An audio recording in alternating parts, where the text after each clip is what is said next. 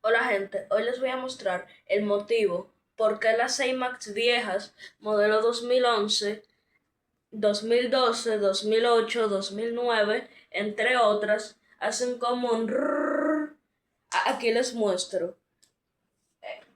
Como no puedo ponerles con exactitud el audio, el ruido que hace, yo me acerco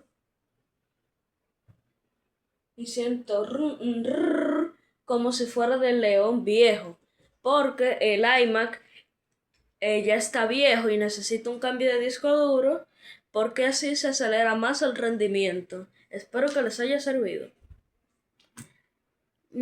Les decimos adiós, adiós, adiós.